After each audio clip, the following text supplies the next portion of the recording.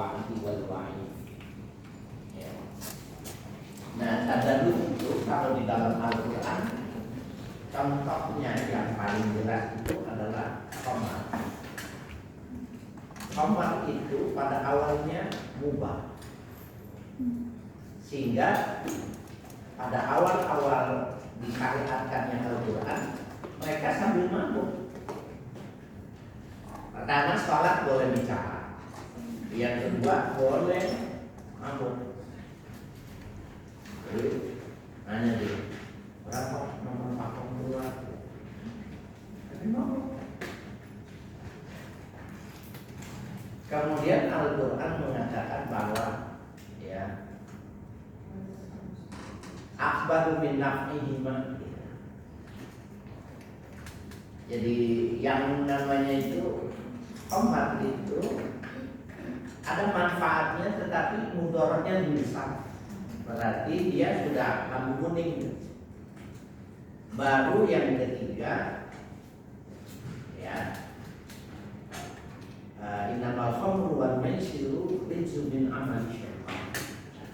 Baru yang keempat. Jadi bisa dibayangkan ya, boleh kemudian attention gitu, memberitahukan ini nanti kamu tidak sehat dan lain sebagainya.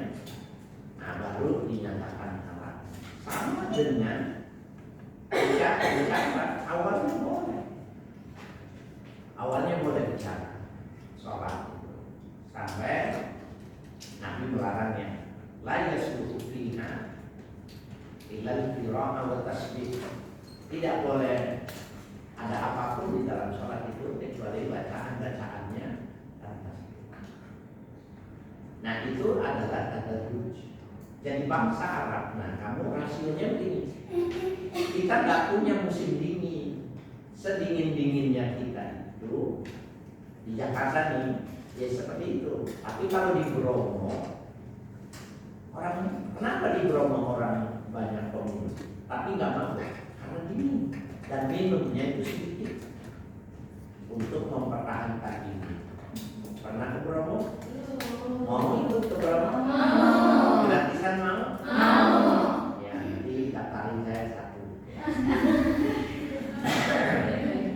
Jadi kalau tidak ke Bromo, ya dinginnya kayak gitu. Nah, Mekah lebih dingin. Jadi kalau kita sholat itu sampai gerget gigi kita. Tapi kita mandi sambil cuci celana dalam itu, kaos dalam, digantung di kamar mandi. Pulang kita umrah bersih. Jadi nyemur bukan di panas, dingin tapi kering dinginnya. Nah, mereka itu nggak bisa meninggalkan minum kalau di musim dingin, terlalu dingin. Sehingga perlu manhaj tadarruj.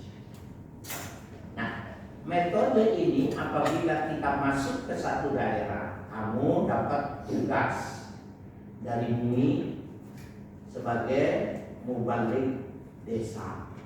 Itu setiap tahun ada tuh 100 orang. Biayanya hidupnya. Kamu ke Papua, masih pakai koteka. Kamu bilang tutup aurat gitu. Ya mana tidak? Nah, betul nggak? Nah, maka mesti tadarruj. Jadi nanti dia sholat kotekaan. Yang penting bisa sholat dulu.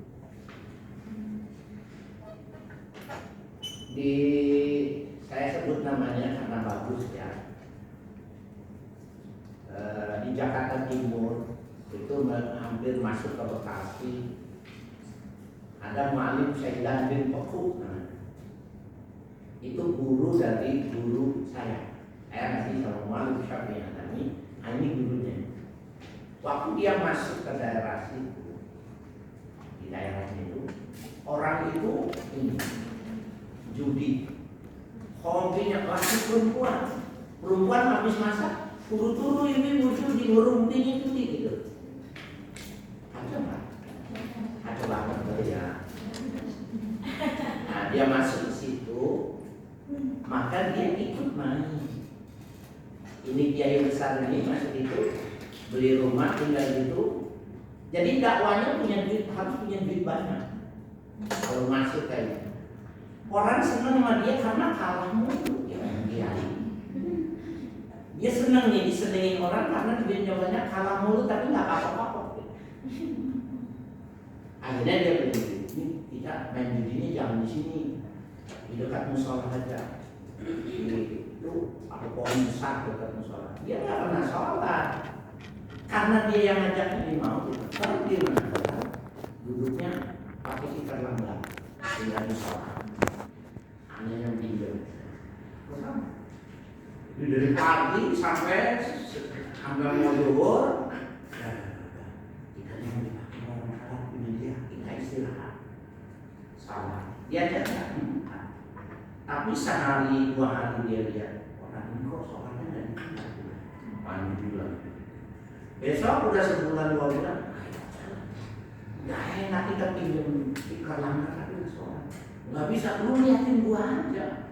Dulunya liatin, alatnya liatin. Sampai dia bisa sholat, sampai dia bilang, kayaknya kita udah nggak pantas nih. Iya nih mereka nya. Itu namanya tadabbur. Waktu saya punya guru Manu Syafi'i ngaji sama dia bilang, ente Syafi'i jangan coba-coba ngikutin metode ini kalau ente tidak punya duit dan ente tidak kuat iman. Kenapa? Malah main, malah jadi pemain kan asik. Main itu ada asiknya, sama juga mancing. Coba dah, keluargamu dan tukang mancing. Nah, kalau tukang mancing melamar keluargamu jangan dikasih. Karena apa? Tukang mancing nggak bisa maju. Maju ya keburu.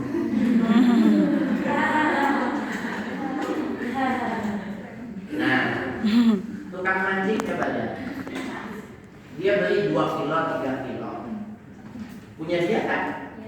Dilemparin ke empang. Dipancingin, dia bego lah. Kata kita beli 2 kilo, 4 kilo, ngomong sama bini, ya udah gak pulang. Kata dia, udah masukin dulu ke empang, dipancing.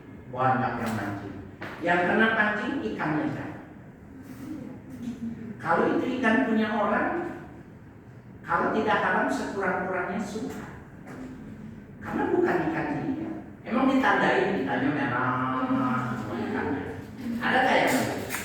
Ada. Saya mau bilang ini yang asik. Nariknya dia asik. Main judi itu ininya yang asik. Sehingga orang habis jual ini jual itu karena asik. Nah, harus dengan metode tadi. Tadi pertanyaannya bagaimana? Contoh ada aplikasinya gimana? Begitu. Ya, maka kita harus mengulang. Kita harus masuk dan harus mengerti kondisi objektif kira-kira begitu.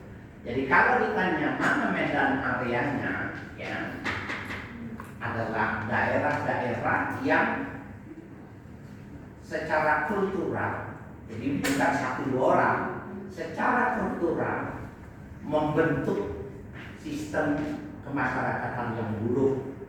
Nah, maka itulah medan area dakwahnya. Jadi di makalah tidak disebutkan di mana nih tempat-tempatnya. Nah, itu. Kemudian ini di dalam Al-Quran tadi ya, contohnya Umar. Di dalam hadis ada sahabat Nabi itu, maaf ya kalian saya sudah dudukan sebagai orang yang dewasa. Di dalam hadis itu ada sahabat Nabi itu ketika sholat gatal kemaluan, maka digaruk sama dia, sholatnya terus. Kemudian setelah sholat tanya, ya Rasulullah, tadi aku sholat gatal, ya kemaluan, kemudian aku garuk. Bagaimana ya Rasul? Maka Rasul mengatakan, ya, bahwa yang namanya zakar itu bagi laki-laki itu, ya, ka'abah badan, dia seperti anggota tubuh. Jadi kamu pegang zakatmu, kamu pegang hidungmu, kamu pegang telingamu, nggak ada bedanya. Batal nggak berarti? Nggak batal. Sampai lama baru Nabi mengatakan, man masahat zakar, falyattawaddah. Barang siapa yang menyentuh zakarnya, wajib berwudu. Batal? Tadinya enggak. Itu Nabi ngerti tadarus. Kenapa? Karena mereka jarang mandi. Kan belum ada syariat mandi ya. Nanti baru wajib mandi sunnah. Kalau kita ini mandinya mandi mubah. Asalnya mandi itu mubah. Tapi di sana walaupun jarang mandi juga, keringat itu jarang bau, cuma gatal. Kalau bau enggak, karena terlalu dingin. Kamu masuk di freezer kulkas itu, kira-kira keringetan enggak? Enggak. Tapi lama-lama apok juga. Cuma memang enggak bau. Nah, itulah sebabnya hadis itu terjadi tadarus. Pergeseran hukum, ya, pergeseran hukum yang tadinya mubah menjadi sebuah kemakruhan menjadi keharaman. Itu adalah konsep tadarus.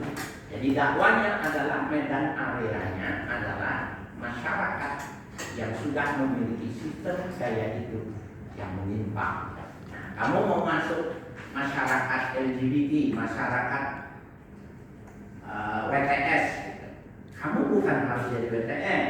Nah, pada kondisi yang semacam ini, bagaimana kamu bisa mencari simpati gitu. Cari simpati dulu dari mereka. Sampai mereka simpati, semakin senang dia, baru bertahan. Jadi intinya begitu dalam hadis. Nah, baik yang di dalam Al-Quran maupun yang di dalam hadis itu, konteksnya itu adalah syariat. Jadi konteksnya itu syariat. Nabi ketika memerintahkan Mu'adz bin Jabal, nanti kau akan bertemu dengan ahlul kitab, maka pahamkan kepada mereka bahwa kalian wajib sholat. Kenapa tidak di akidahnya lebih dahulu? Karena sebenarnya ahlul kitab akidahnya sudah sama, yang original ya, sama, nggak ada bedanya. Barulah pada perkembangannya mereka mengganti, ya, merubah sehingga mereka tidak original lagi. Nah, jadi aspeknya itu syariat. Kemudian sumpah qasam. Qasam itu bila ada 3 ini. Qasam itu bila dilakukan pada contoh ya, dilakukan oleh Allah. Allah itu ya halafa bima yakhluquhu bi khassatihi. Bersumpah dengan sesuatu yang ia ciptakan sendiri tapi khassatan, punya kekhususan. Wal 'asr innal insana lafi khusr. Kenapa asar? Ternyata asar itu tidak sama dengan waktu lain. Pagi keluar matahari itu energi, itu vitamin B, itu sebuah ya itu pembentuk pendorong, istilahnya dalam ilmu biologi itu, kalau kena matahari itu tubuh itu akan berkembang sehat. Pohon-pohonan itu akan mendapatkan energi baru. Saya lupa namanya. Terik matahari, ya pas lurus, ya istiwa, waktu istiwa itu berubah. Nah, waktu asar itu sudah menguning. Itu sudah tidak ada lagi nutrisinya, tidak ada vitamin B-nya, tetapi sudah ada ultraviolet. Wanita disuruh pakai kerudung. Kenapa? Motorik wanita tidak sekuat laki-laki. Asar, wal asri. Nah, banyak orang sehingga waktu asar nggak boleh tidur. Ya, naumu ba'dal asri yurisu junun. Tidur setelah asar itu bisa menyebabkan gila. Nah, ternyata berarti ada khosoh ini, ada kekhususan. Wasams, ya. Nah itu semua Allah bersumpahnya dengan makhluknya.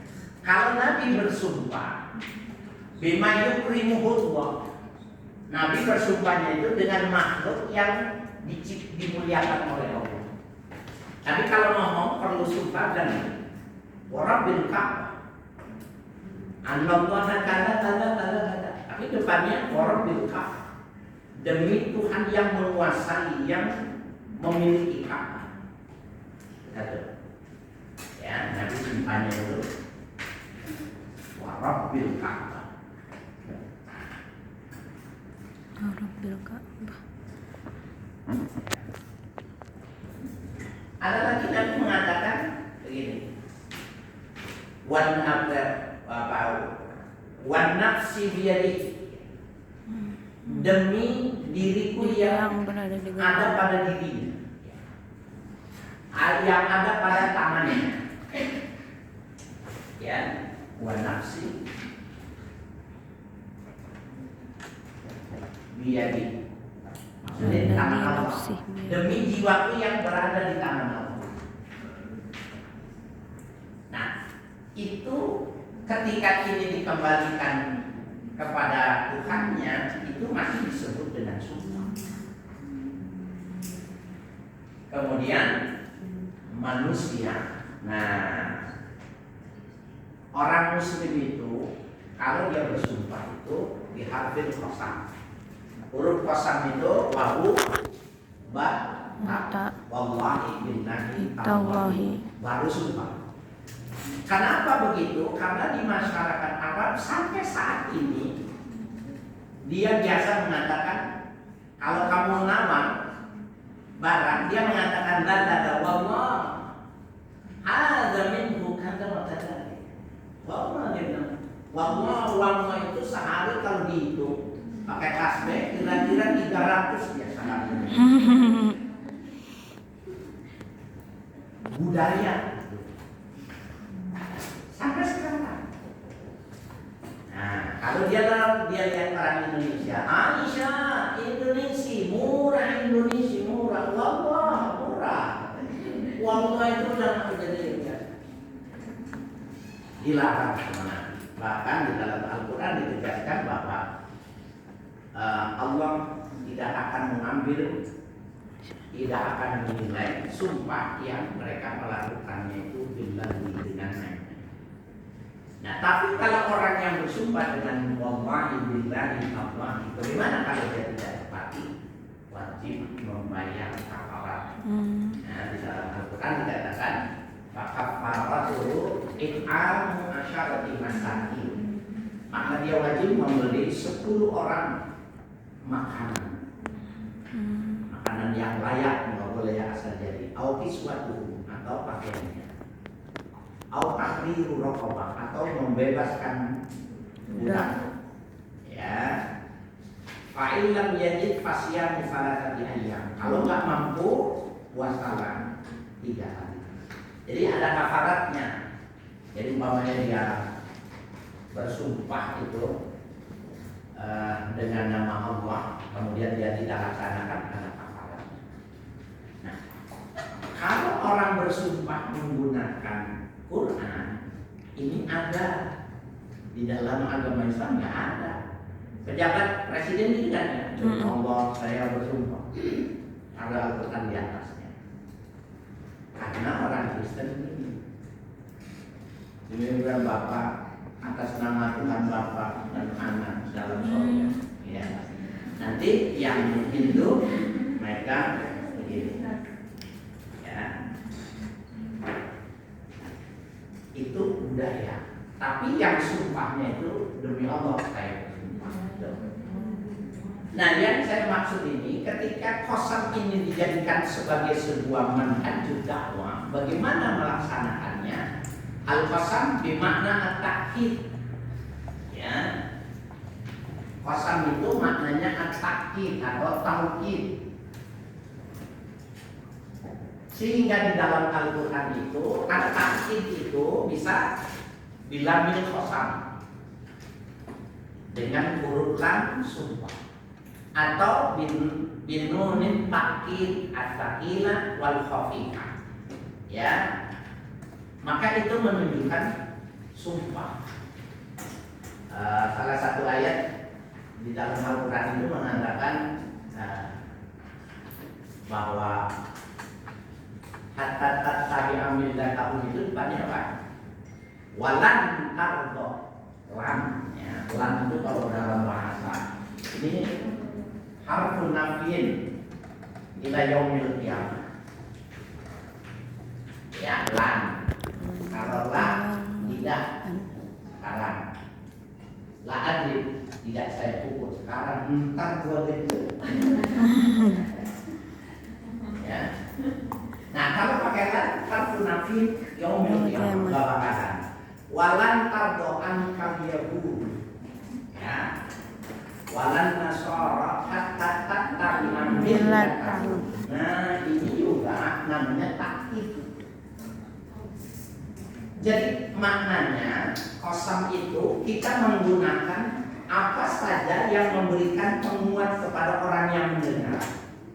Tadi ada yang kasih contoh, Ustaz Adi Hidayat membacakan hadis di dalam hadis Bukhari, ya, jilid pertama halaman 203 sebelah kanan, ya, sebelah lembaran kanan di bawah pojok sebelah bawah. Itu namanya takkid. Orang mendengarnya, oh ya, dia benar-benar hafal sampai posisinya tahu. Pas kita buka enggak ketemu. Kenapa? Cetakannya dia kita rasa. Yang disebut cetakan mana? Ya. Kalau yang cetakannya sama, masih ketemu tuh. Nah, ini cetakannya tahun 70, ini 2002 ketemu. Ya. Nah, jadi begitu qasam. Qasam juga bersumpah itu, mentakkid itu, menguatkan pendapat kepada orang itu. Boleh kita menggunakan perkataan-perkataan yang disertai dengan ekspresi, itu juga maknanya takkid, menceritakan, tapi dibawa dulu pada nuansa romantis, nuansa harmoni, nuansa bagaimana suasana itu sangat harum namanya. Itu juga salah satu metode qasam, karena qasam yang dimaksud ini adalah takkid. Kalau saya sebenarnya penamaannya kurang cocok ini, atau qasam wa takkid gitu paling tidak. Tapi di nomenklatur diatur oleh pemerintah qasam. Sebab prakteknya itu kita ayat sendiri banyak. Tadi menggunakan lan. La yabulanna ahadukum qa'iman. La yabul itu udah cukup. La yabulu ahadukum. Tapi nanti la yabulanna ahadukum. Jangan sekali-kali kencing berdiri. La tashrabanna ahadukum qa'iman. La tashrab ahadukum qa'iman. Betul. Tapi la tashrabanna itu namanya Nabi menyampaikan sesuatu itu bil takkid atau bil qasam. Jangan minum berdiri, jangan kencing berdiri. Ternyata itu ada khasiat. Orang kalau dia kencingnya berdiri terus, maka nanti dia cenderung untuk punya batu ginjal. Enggak, Orang yang kena batu ginjal, coba tanya di riwayat hidupnya, kencingnya kalau berdiri. Kecuali dalam keadaan tertentu, karena Nabi pernah kencing berdiri. Ribut itu periwayatan hadis. Kata saya Aisyah, siapa yang mengatakan Nabi kencing berdiri? Pendusta orang. Kata Aisyah, yang meriwayatkannya Nabi adalah siqah. Rijal harus siqah, orang-orang yang terpercaya. Jadi gimana nih hadisnya? Maka dalam ulumul hadis, maka harus dilihat apabila hadis-hadis yang berkenaan tentang kehidupan Nabi di rumah, maka pendapat istrinya lebih utama. Tapi apabila menceritakan tentang kehidupan Nabi di luar, maka pendapat sahabatnya lebih utama. Ternyata memang benar Nabi pernah kencing berdiri. Dan ditanya, ya Rasulullah kenapa kencing berdiri? Sakit pinggang. Jadi sekali-sekali tidak boleh. Jangan kalian sekali-kali minum berdiri. Kalau makan berdiri boleh. Itu namanya kondangan. Al aulami. Minum saja tidak boleh. Apalagi makan. Kamu kalau pesta perkawinan makannya diri apa duduk? Diri. Enggak, yang benar. Diri. Kalau yang mewah-mewah gitu diri.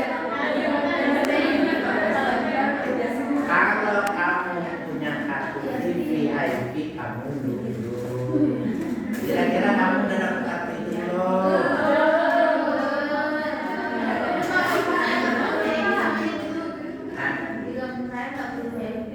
Enggak, saya nggak ngomong kita ya. Pesta perkawinan Di hotel yang mewah-mewah. Sama ya yang di tempat-tempat Israel. Nah, kenapa? Karena ternyata dari sisi kesehatan minum berdiri itu menahan nafas bisa menyebabkan sakit jantung. Jadi banyak faktor itu sebenarnya ketika Nabi menggunakannya supaya didengar. Kan orang Arab tahu toh. Oh ini pakai lam kosam, oh ini pakai lam, oh ini pakai lam kaki. Dia ngerti. Oh berarti jangan main-main. Nah, apakah kosam di dalam bahasa Indonesia, dakwah dalam bahasa Indonesia seperti itu? Enggak. Kita mencari model. Kita mencari bentuk, mencari kata yang intinya menegaskan takkid.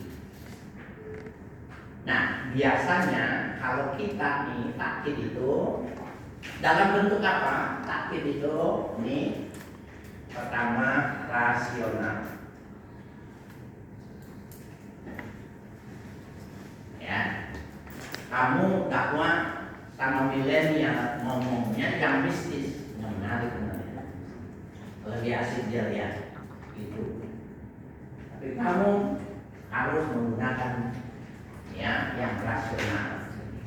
Kemudian kamu gunakan juga ya dalam takkid itu adalah contoh-contoh. Ini metode kisah dimasukkan.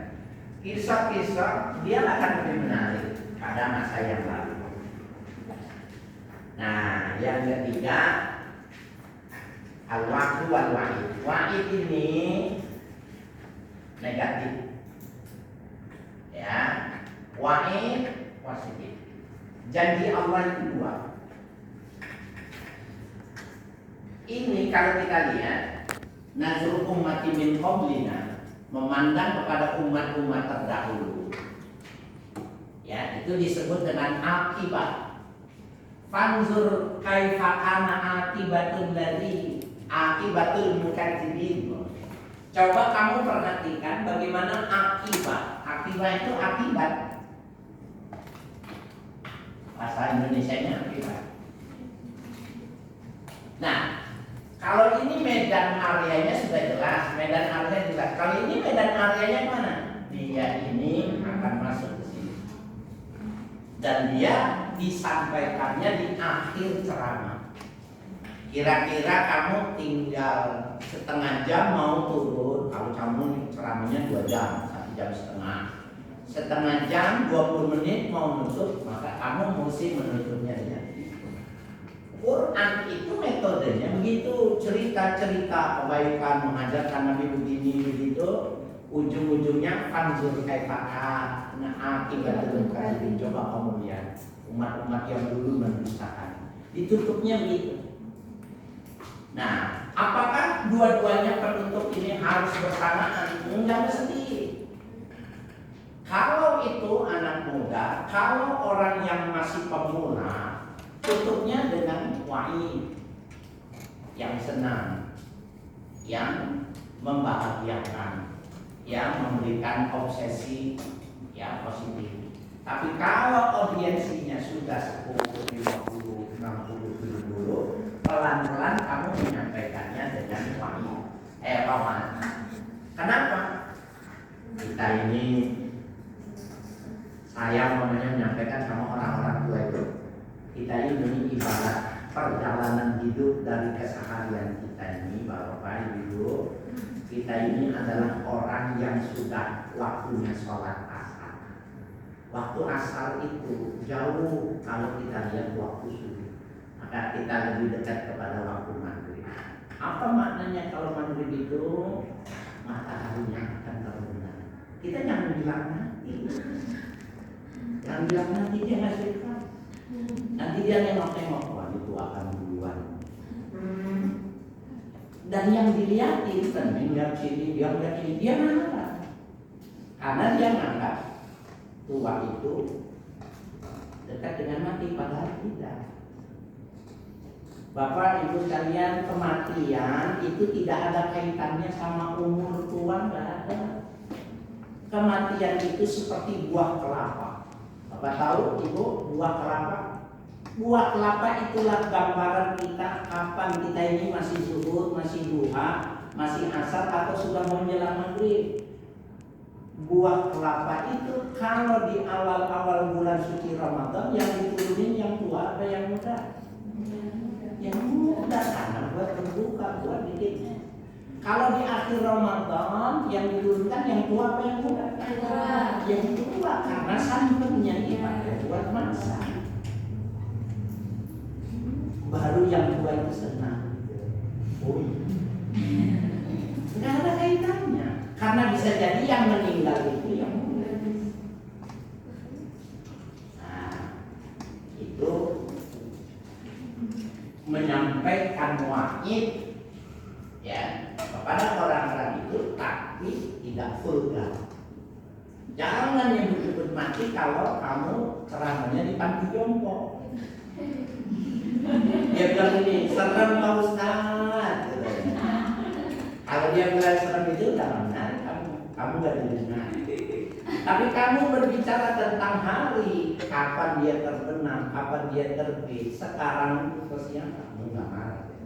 Hidup otaknya ini.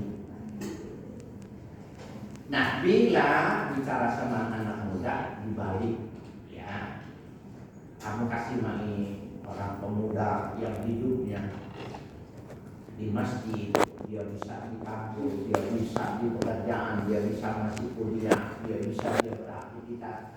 Tapi ada otaknya, pemikirannya selalu di masjid. Orang yang semacam ini ditunggu sama bidadari. Kata dia mantap ini. Kenapa? Belum kali kan nikah nggak mampu. Dia bilang ya Allah, sabut saja umur saya ya Allah. Biar nikahnya di suatu aja. Nah, kalau nggak begitu nggak menarik kamu berdakwah. Ya, tidak menarik. Jadi berdakwah ini menjadi sangat penting sekali ya. Silakan kalau masih ada.